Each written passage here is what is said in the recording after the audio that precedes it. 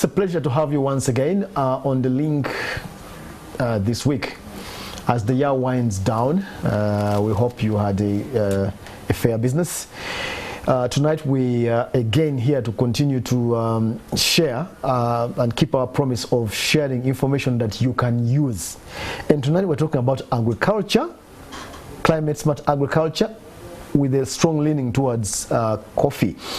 And in the studio I have the right person to speak about that because they have been working in this area for a while. In the studio I have Mr. Komakech, Victor, from Neumann Stiftung Africa, and they are dealing with smallholder coffee farmers or households in 18 districts in Uganda, so they have a wealth of experience. Victor, welcome. Thank you so much. All right. There is this thing, it sounds like cliche sometimes to some people. Climate smart agriculture, and you have been dealing with that in the coffee area.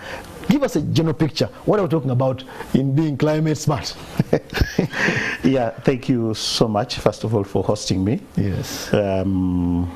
For the introduction as well. Of course, I work for Neumann Stiftung Africa, and it is a non-profit organization.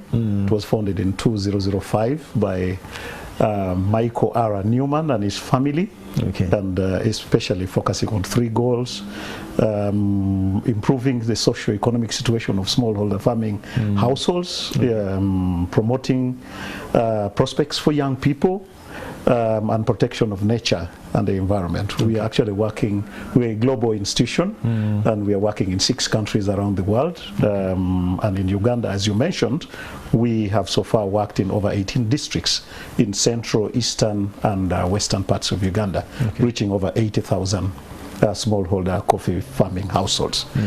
The question that you ask about climate smart agriculture, I am sure most of the viewers are really aware that actually climate has changed today.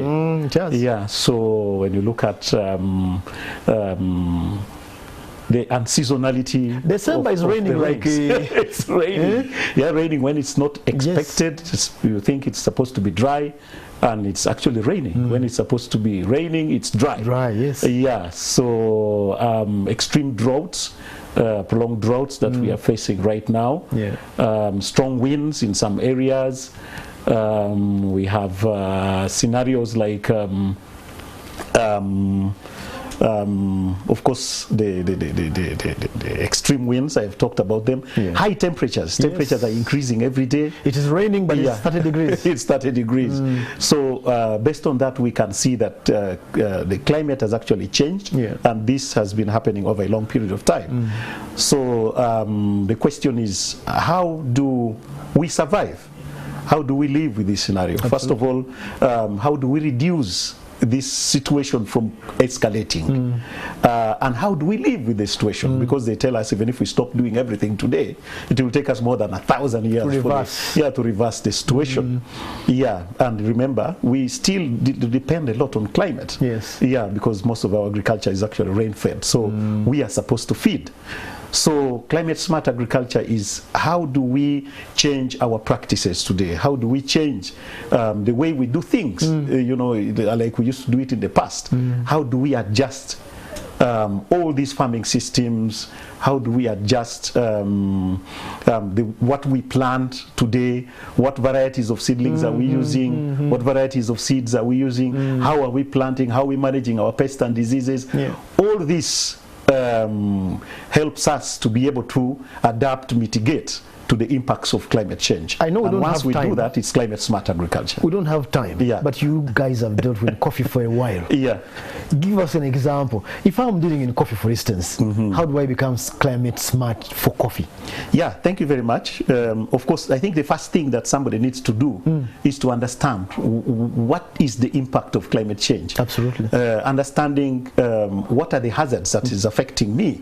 For example, if you're in an area where there's a lot of drought, then you have to look for adaptation measures or mitigation measures to drought. If you are in an area where temperatures are extremely high, then you know you have to adapt accordingly. So it is dependent on where you are. You need to understand and really understand the climate risk that you have. Once you understand the climate risk, for example, let's talk about drought. Drought is the biggest problem. And you know, drought has a lot of impacts, for example, on coffee, by poor bean filling in the coffee, increased pest and disease incidences, high seedling mortality, you know, all that.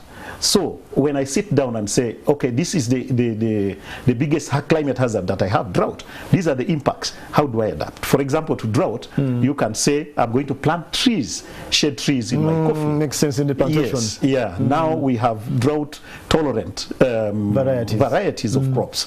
We have crops that are actually resistant to pests and diseases. Yes. You know?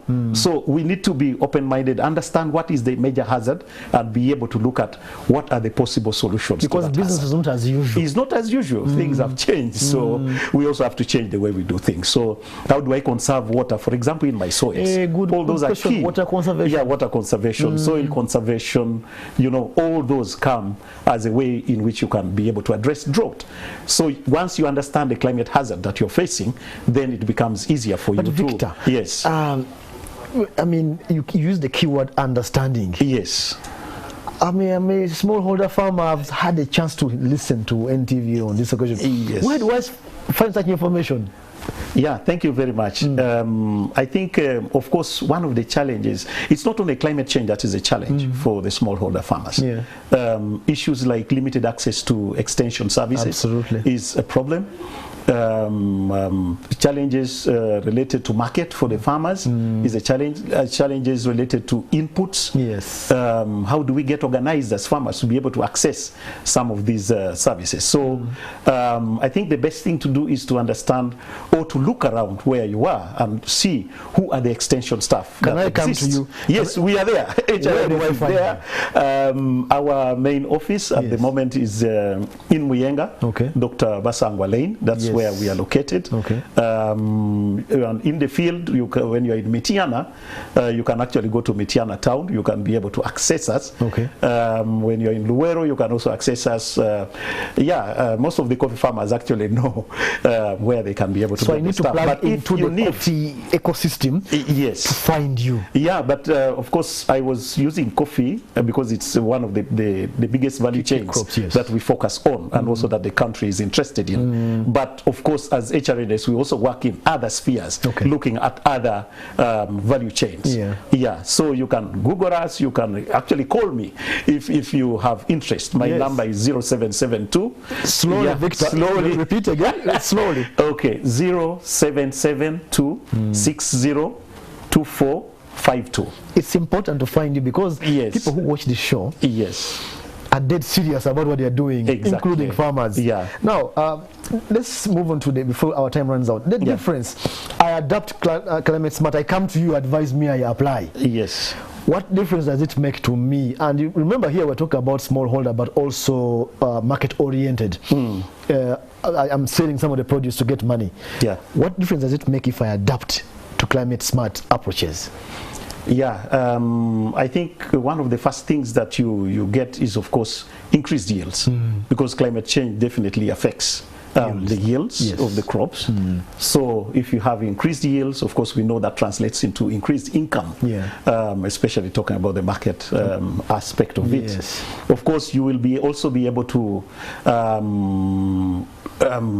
handle the issue of pests and diseases, for example. It's a big issue. Yeah, it's a big issue. That is, it's key to handle pests and diseases. Of course, the pests and diseases also have issues on productivity and all that. But of course, food security is another thing, because under climate change, we talk about diversification. You need to diversify your sources of food, sources of income, so that if one has an issue, climate change affects one totally, you can still be able to have others. Cassava is flooded, you can adapt to something else. Yes, maybe matoke is there. If matoke has issues, you can adapt, get something else. So, food security is key when you practice climate smart agriculture. Income security, we know, is also quite key when you practice climate smart agriculture. Plus many others. Sure. Thank you very much, Victor, for that. You can see when we started, I said, you see how we ran through the show. Like, before we know it is finished. Yeah. Viewers, we have been talking about climate smart agriculture. As you saw, we just skimmed on the surface. Yeah. And therefore, if you need more information, Victor works with Neumann Stiftung Africa, and he has read his number. If you are missing this show, please, it is going to be uploaded on YouTube. Go back and listen slowly.